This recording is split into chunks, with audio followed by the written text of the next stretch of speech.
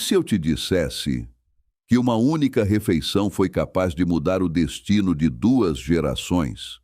E se a maior tragédia dessa família não tivesse começado com o ódio, mas com favoritismo, pressa e manipulação? Pare por alguns segundos, porque talvez essa história esteja mais perto da nossa realidade do que imaginamos. Quem era o verdadeiro culpado nessa tenda?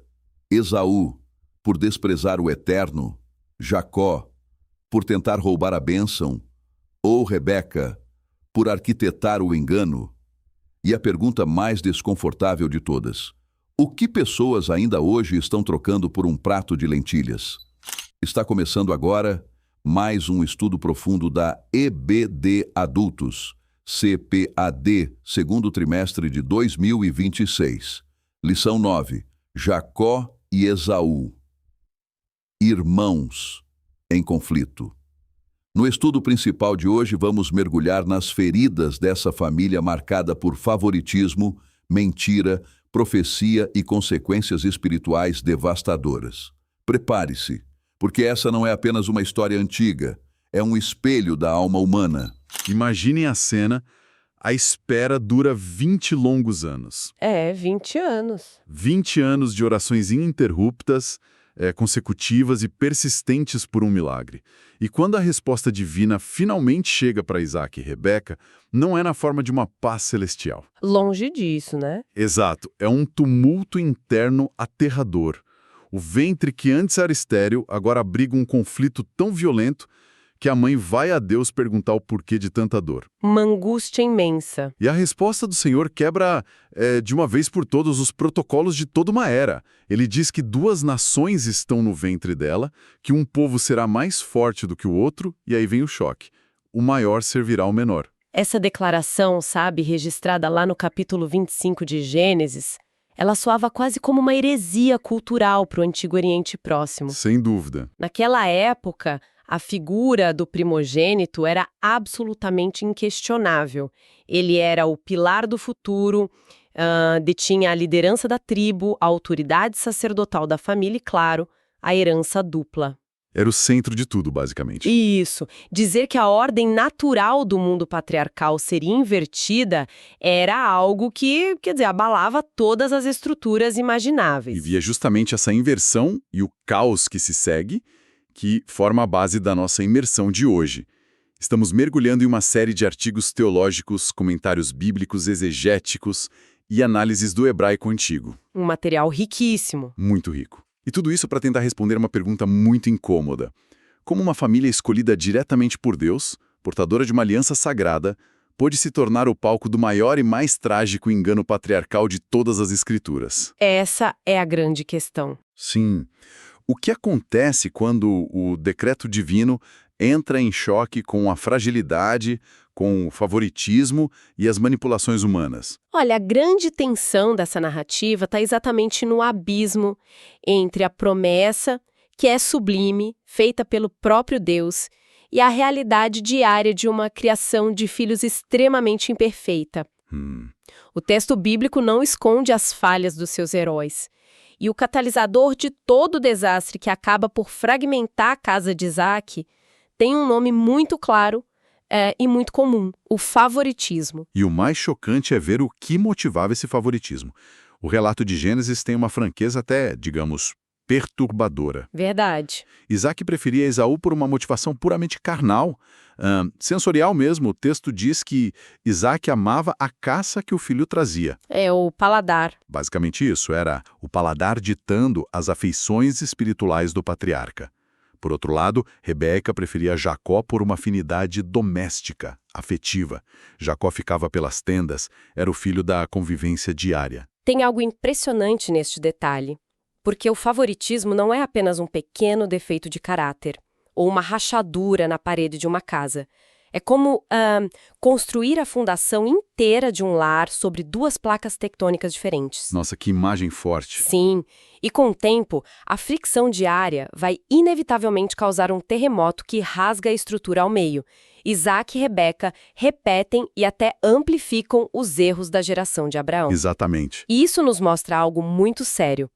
Pertencer à linhagem da aliança não imuniza ninguém contra a disfunção familiar se não houver intencionalidade. Isso fica ainda mais claro quando olhamos para a própria linguagem bíblica. As fontes hebraicas que analisamos trazem um contraste brilhante. Sim, os termos originais revelam muito. O texto original descreve Esaú como Ish-Yodeiat Said e Jacó como Ishtam. Como podemos desembolar esses termos originais para quem nos ouve e entender a essência dessa divisão psicológica entre os dois irmãos? Notem a profundidade do hebraico aqui. Ish-Yodeiat Said literalmente se traduz como um homem que conhece a caça, um perito caçador. Isso sugere alguém que vive focado no exterior, na adrenalina do momento. Um homem de ação imediata. Isso, um homem de impulsos, reativo, moldado pela sobrevivência imediata e pelas sensações do campo. Em oposição frontal, temos Jacó como Ishtam. Que é um termo super mal compreendido, né? Demais. Durante muito tempo, as traduções nos deram a ideia de que isso significava um homem pacato, quase ingênuo. Mas a raiz da palavra tam carrega a ideia de alguém completo em si mesmo, assentado, observador. Interessante. Aquele que habita em tendas não é um covarde. As tendas eram o centro administrativo da família. Jacó era um estrategista calculista, absorvendo as dinâmicas de poder e as promessas da aliança. Pensa bem no peso disso. É impossível ler essa dinâmica e não traçar um paralelo direto com o que acontece hoje. Com certeza. Quantas famílias cristãs contemporâneas não sofrem desse mesmo veneno lento? Lares que até professam a fé, mas que são corroídos por comparações veladas. Um filho é o atlético e expansivo, o outro é o estudioso e caseiro. E os pais começam a ranquear o valor deles. Exato.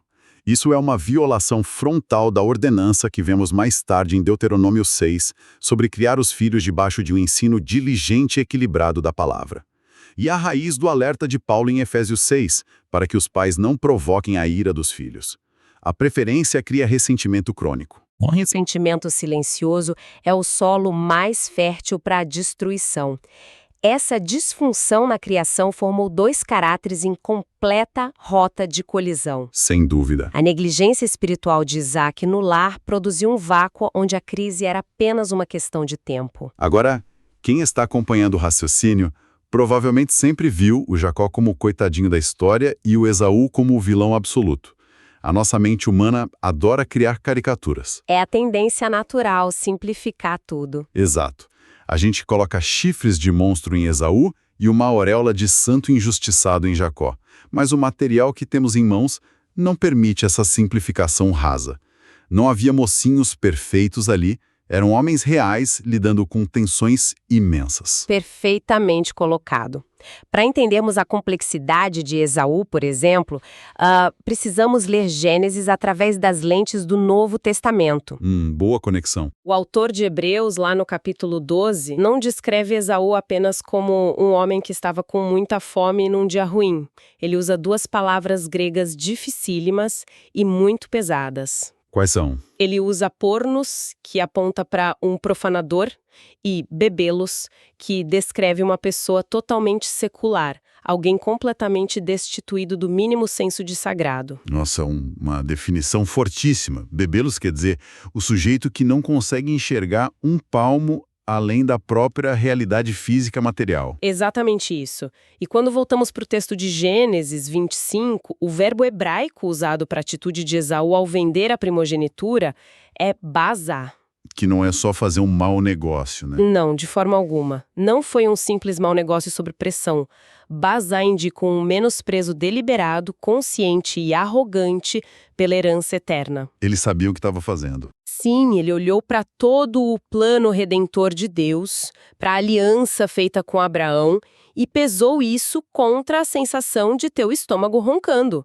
Na balança do coração de Esaú, o eterno valia menos que uma refeição passageira. Uau, isso é de arrepiar. É a anatomia exata de como a humanidade troca o eterno pelo efêmero, trocando a segurança de longo prazo pelo alívio instantâneo. É o retrato da natureza humana decaída. Mas e o Jacó? Ele certamente não era esse modelo de secularismo, mas estava longe de ser inocente. Ele percebia o valor incalculável da bênção espiritual. Ele tinha uma sede genuína por aquilo. Verdade. O grande problema é que a fé dele vinha misturada com extorsão. Ele achava que Deus precisava da ajuda de um negociador astuto para cumprir a profecia. Bem por aí. Jacó valoriza a promessa, mas ele confia exclusivamente nos próprios métodos. Isso nos leva diretamente ao ponto de ruptura da família, a arquitetura do engano. Um momento de crise. Exato. O tempo passa, Isaac envelhece, sua visão física apaga e sua visão espiritual parece igualmente embotada. Ele decide que é a hora de liberar a bênção das últimas palavras de forma secreta, contrariando frontalmente a profecia de que o maior serviria ao menor. E aqui a narrativa toma um rumo que assusta qualquer leitor atento. Porque, tradicionalmente, o peso da culpa recai todo sobre os ombros de Jacó. Mas não foi bem assim. Não mesmo. Quando dissecamos o capítulo 27, o papel de Rebeca é absolutamente aterrador. Ela não é apenas uma testemunha que decide não intervir. Ela é a mente mestre do crime. A arquiteta de tudo. Sim, ela intercepta a conversa, arquiteta o plano, decide o cardápio exato que vai enganar o paladar falho do marido, constrói o disfarce tátil amarrando pele de cabrito nos braços de Jacó e ainda entrega um roteiro pronto para o filho atuar. Olha, a liderança materna nessa fraude atinge o seu momento mais sombrio, quando Jacó, de repente, hesita. Mas repare, ele não hesita por causa de um dilema ético. Ele não tem uma crise de consciência. Exato. Ele não diz, mãe, mentira é errado. Ele hesita pelo puro medo das consequências. Ele pergunta o que acontece se o pai o apalpar e o amaldiçoar. E a resposta dela é chocante. A resposta de Rebeca, no versículo 13, reverbera pela eternidade com uma temeridade indescritível. Ela diz, sobre mim cai essa maldição, meu filho. É uma queda moral profunda e trágica. Ela subverte a ordem da honra familiar e instrui de forma ativa o filho na arte da corrupção. Mas espera aí, a gente também não pode esquecer que Jacó não foi arrastado para dentro da tenda aos prantos como uma vítima indefesa da mãe. De jeito nenhum. Ele veste a pele de cabrito e assume o personagem por inteiro.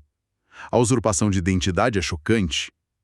Ele fica de frente pro pai cego e diz com todas as letras, eu sou Esaú, teu primogênito. É de uma frieza absurda. E então, a descida ao abismo ético daquela família ganha o seu contorno mais escuro. Quando Isaac, desconfiado da rapidez com que a caça foi preparada, pergunta como ele conseguiu aquilo tão rápido, Jacó não apenas mente. Ele vai muito além da mentira. Ele tenta fazer do Criador do universo seu cúmplice. Ele diz, porque o Senhor teu Deus a mandou ao meu encontro. Nossa, a gravidade desse momento é indescritível. Jacó cruzou uma linha invisível ali. Ele instrumentalizou o sagrado para justificar uma violação. Exato. De YHWH, o Deus da aliança, e usou como selo de autenticidade para um crime contra o próprio pai, que estava envelhecido e completamente vulnerável. É a violação prévia e escancarada do mandamento que só viria gerações depois em Êxodo 20. Não tomarás o nome do Senhor teu Deus em vão. Perfeito. Usar o nome de Deus para chancelar o pecado é a própria natureza da mentira que Jesus expõe em João 8. Quando ele diz que o diabo é o pai da mentira, ele está falando sobre distorcer a verdade divina. Naquele instante tenso na tenda, Jacó não falava a linguagem da promessa. Ele falava a língua da serpente. É uma constatação pesada. E é exatamente diante de toda essa sujeira moral, dessa teia profunda de traição familiar, que surge a grande e talvez a mais difícil tensão teológica que os nossos materiais de pesquisa abordam. A questão da soberania. Isso. Afinal de contas, lá no início, Deus já não tinha profetizado que o maior serviria ao menor? Exatamente. E deixa eu fazer o papel de advogado do diabo aqui, porque essa é a dúvida natural de qualquer um que leia o texto. Se Deus já tinha decretado no ventre que o mais velho ia servir o mais novo, a Rebeca não estava, no fim das contas, apenas dando um empurrãozinho na vontade divina? É o que muitos pensam. Como a gente separa a soberania de Deus da trapaça humana sem fazer com que Deus pareça o grande roteirista dessa mentira toda? Observem comigo, porque essa é uma armadilha teológica comum, e para desarmá-la, precisamos de muita clareza. Para quem não está tão familiarizado, a teologia arminiana e a visão pentecostal nos dão ferramentas maravilhosas para entender isso. Ferramentas essenciais. O primeiro passo é entender que a eleição de Jacó foi para um propósito redentor histórico. Através dele viria a nação de Israel, de onde nasceria um Messias. Não foi uma eleição decretando a salvação eterna incondicional de Jacó, nem um decreto forçando a condenação eterna de Esaú. Foi uma eleição vocacional, então. Exatamente. Foi uma eleição para um propósito específico. Certo. Mas e quanto ao fato de Deus já saber e ter profetizado o resultado antes deles nascerem? Aí entra o conceito profundo que o apóstolo Paulo usa em Romanos 8:29, a prognosis, que é a presciência divina. Prognose é o conhecimento perfeito e prévio de todas as coisas, mas conhecer antecipadamente não significa causar passivamente o mal. Tem uma diferença gigantesca aí. Gigantesca. O fatalismo, que é uma visão distorcida, diria que Deus amarrou as mãos de Rebeca e Jacó e os obrigou a mentir para que o seu decreto se cumprisse. Mas a presciência bíblica nos diz que Deus, conhecendo desde a eternidade o coração secular e profano de Esaú, e também a natureza de Jacó, declarou qual seria o resultado histórico final. Entendi. Deus permitiu as ações morais livres daqueles seres humanos imperfeitos, mas a autoria do pecado é exclusivamente de Jacó e Rebeca. Eles são integralmente moralmente responsáveis pelo engano. Deixa eu ver se eu entendi bem. A promessa era de Deus e ela se cumpriria de um jeito ou de outro, porque ele é soberano. A mentira, a pressa e a manipulação foram invenções humanas pelas quais eles pagariam um preço altíssimo. Esse é o ponto. É fascinante porque vemos paralelos dessa presciência o tempo todo na Escritura, onde o decreto soberano não anula a responsabilidade humana. Com certeza. Pensem no chamado do profeta Jeremias, por exemplo. Deus diz a ele: antes que te formasse no ventre te conheci, e as nações te dei por profeta. Ou no caso do rei persa Ciro. Sim, chamado pelo nome no livro de Isaías muito antes de existir. Ou a vida inteira de José do Egito. Os irmãos venderam José por pura maldade, mas Deus usou aquele cenário terrível para preservar vidas. Exato, Deus reverte o mal. Deus estabelece a missão macro, mas os personagens não são robôs programados. O caráter de Deus se mantém absolutamente santo, imparcial e amoroso, como vemos em 1 Timóteo 2,4, onde diz claramente que Deus deseja que todos os homens sejam salvos. E também Atos 10:34, que reforça que Deus não faz acepção de pessoas. Isso muda tudo na nossa leitura. A graça de Deus atua na história não porque nós organizamos tudo certinho, mas apesar dos nossos terríveis arranjos e precipitações. Mas se elevarmos ainda mais o nosso olhar, para além da tenda poeirenta de Isaac, há algo muito maior acontecendo. Sim, o quadro geral da redenção. Todo esse conflito fratricida, toda essa dor, aponta para o horizonte da perfeição redentora. Aponta diretamente para o verdadeiro primogênito. Este é, talvez, o momento mais contemplativo e reverente da nossa imersão de hoje. Toda essa disputa sangrenta, essa fome desesperada por uma primogenitura que carregava a aliança, encontra sua resposta final e gloriosa no Novo Testamento. Amém. Em Colossenses 1 e em Apocalipse 1, Jesus Cristo é revelado como o primogênito de toda a criação, o primogênito dentre os mortos, o herdeiro absoluto de todas as coisas. E pensem no contraste absurdo que isso nos apresenta. Olhem de um lado para a figura de Esaú. Ele tinha o direito nas mãos, era dele por nascimento. Era o direito legítimo. Mas, esmagado pela urgência do próprio estômago, por uma necessidade física, material e momentânea, ele entregou tudo por um prato rústico de lentilhas vermelhas. Ele agarrou o pão que perece e abriu mão da coroa que não murcha. Uma troca terrível. Agora, do outro lado, contemplem a tipologia do Evangelho. Cristo possuía a glória insondável dos céus, uma glória incontestável. Mas em vez de vender ou negociar a sua posição para se preservar, ele faz exatamente o oposto. A descrição de Filipenses 2 nos diz que ele esvaziou a si mesmo. O contraste é poderoso demais. Esaú barganhou o que tinha para satisfazer a si mesmo. Cristo entregou o que tinha para adotar aqueles que nada mereciam. Uau! Ele desceu, ele tomou a forma de servo. E para quê? Para que nós, que em nossa humanidade decaída éramos profanos e seculares como Esaú, fôssemos levantados à condição inimaginável de co-herdeiros com Cristo, como Paulo nos garante em Romanos 8. Essa profecia lá do início, o maior servirá ao menor, não era só o destino de duas nações tribais no deserto. Ela era o ensaio geral do próprio coração do Evangelho. É lindo isso. O Senhor soberano do universo, o maior de todos que já existiu, se curvando, se diminuindo para lavar os pés puerentos e profanos de homens falhos. É Jesus dizendo em Marcos 10 que o Filho do Homem não veio para ser servido, mas para servir e dar a sua vida em resgate de muitos. É o sacrifício perfeito, curando finalmente todas as fraturas causadas pelo engano humano. Mas não podemos encerrar nossa exploração apenas no plano celestial. Claro que não. O texto bíblico não é apenas para ser admirado de longe. Ele exige aplicação. Ao trazer toda essa magnitude teológica para a poeira da nossa realidade, encontramos lições práticas pesadíssimas para quem busca viver os valores do reino hoje. Com certeza. A nossa missão aqui não é só empilhar conhecimento teológico e histórico.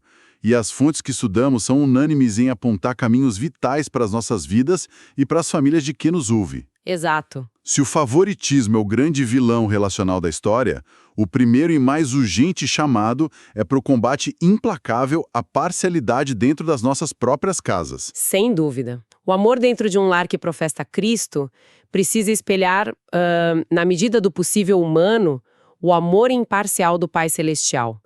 Pais e mães têm a gravíssima responsabilidade de acolher a individualidade de cada filho. Seja qual for o temperamento. Isso, seja ele um aventureiro impulsivo, seja um observador silencioso. E fazer isso sem transformar essas diferenças em uma escada de valor. O amor que favorece, fragmenta. O amor que compara, destrói. E isso nos leva à segunda reflexão crítica para quem nos acompanha. Precisamos ter uma vigilância brutal contra o imediatismo profano de Esaú. A mentalidade de Esaú não morreu no deserto de Canaã?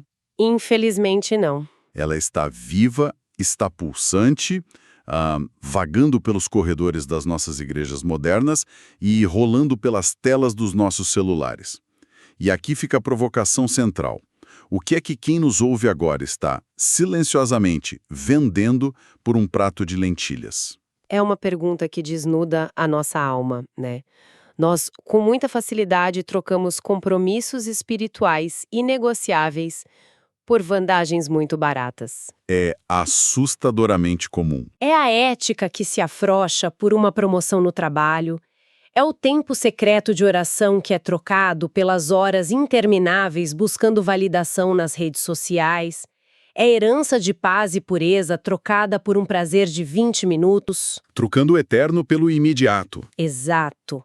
Nós rebaixamos o eterno pelo que perece na manhã seguinte. O antídoto para isso está claro na instrução de Paulo em Colossenses 3:2, quando ele diz para pensarmos nas coisas que são de cima e não nas que são da terra. A terceira lição é quase um tapa na nossa necessidade doentia de controle. Trata-se de esperar o tempo de Deus e resistir à tentação terrível de fabricar os nossos próprios arranjos humanos. Os nossos Ismaéls modernos, digamos assim. Perfeito. Jacó tinha a promessa, ele estava garantido por Deus, mas diante do silêncio e da lentidão divina, ele e Rebeca decidiram ajudar Deus com uma fraude. A nossa natureza faz isso o tempo todo. A gente tem essa mania de pressa. A promessa demora a se cumprir na nossa carreira, no nosso casamento, no nosso ministério, e a gente corre para fabricar os nossos enganos com peles de cabrito. A verdadeira espiritualidade exige paciência para viver o que está em Isaías 40. Os que esperam no Senhor renovarão as suas forças. Porque a pressa cobra um pedágio impagável. A narrativa não glorifica a mentira de Jacó de forma alguma. Ela escancara o preço de sangue que ele pagou. Ele conseguiu a bênção vocal do pai. Sim, conseguiu. Mas a que custo, né? Pois é, o custo imediato foi um ódio fratricida que dividiu a família e o obrigou a fugir de casa para salvar a própria vida. E Rebeca, aquela mãe que bateu no peito e disse para a maldição cair sobre ela, ela viveu para ver o filho favorito partir apressado pelo deserto. Uma tragédia silenciosa. Sim, e até onde a história bíblica registra, ela fechou os olhos para a morte sem nunca mais ter visto o rosto daquele filho que ela mesma ajudou a corromper. É um testemunho gritante. A graça de Deus não operou porque aqueles patriarcas eram perfeitos, mas agiu apesar das falhas mais vergonhosas e profundas deles. É o brilho da glória divina atravessando vasos de barro que estavam profundamente rachados. Exatamente isso. E para encerrar a nossa imersão, quero deixar um detalhe final, algo que não havíamos revelado antes, mas que ilustra o peso moral inelutável das Escrituras, mostrando que o tempo não apaga a consequência das nossas escolhas. A lei da semeadura e da colheita não falha. Nunca falha. Lembrem-se da engenharia do engano. Jacó matou cabritos, pegou a pele peluda desses animais, colocou sobre os braços e o pescoço e foi para a tenda enganar seu próprio pai. Um homem idoso, cego e em luto antecipado. A pele do cabrito foi a textura física daquela mentira. A ferramenta principal da fraude que destruiu tudo. Sim. Mas as décadas se passaram. Aquele Jacó jovem tornou-se ele mesmo um patriarca idoso. E então a justiça poética e devastadora do universo o alcança. Ah, essa parte é impressionante. Esse mesmo Jacó seria esmagadoramente enganado. Qual foi o instrumento?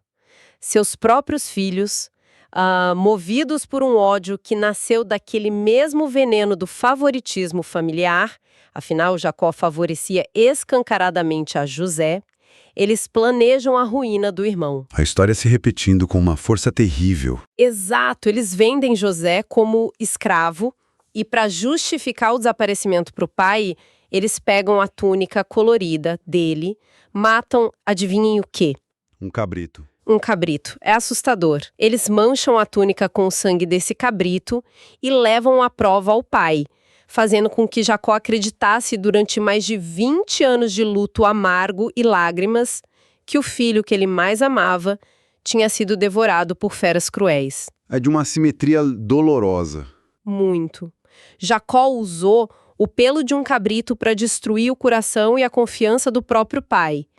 Os filhos de Jacó usaram o sangue de um cabrito para estraçalhar o coração de Jacó.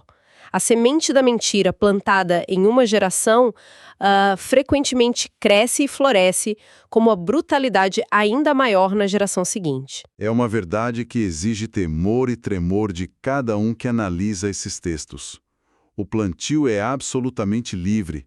Cada escolha que fazemos hoje no interior das nossas tendas é nossa responsabilidade. Mas a colheita virá, e a colheita é obrigatória. O texto não nos deixa esquecer disso. Que essa exploração profunda de hoje sirva como um espelho e uma bússola. Que desperte em cada pessoa que nos ouve uma reverência verdadeira pelo agir soberano e misterioso de Deus, que anseia pela nossa paciência em esperar as suas promessas. E por uma integridade inegociável nos relacionamentos diários, longe dos nossos enganos e manipulações. Exatamente. A grande questão não é apenas o que Deus fará amanhã, mas quem nós decidiremos ser enquanto esperamos as suas mãos agirem. Fica o convite para que cada coração examine com cuidado os alicerces da própria tenda. Até a nossa próxima exploração profunda nas riquezas infindáveis da palavra. O estudo que você viu aqui faz parte do material extra complementar do Estudo Imersivo EBD. E se você ficou até aqui, temos um presente para você. Você pode baixar gratuitamente os mapas visuais deste estudo e a apresentação completa em PDF. São 15 slides em alta resolução. É só escanear o QR Code na tela ou acessar o link na descrição. E se você quer ir além, saiba mais sobre o kit imersivo completo da lição, que que vai mudar a dinâmica de sua aula e torná-la inesquecível. São mais de 14 ferramentas de ministração em 4 dimensões, feitas para transformar sua preparação de aula de forma rápida, eficaz e completa.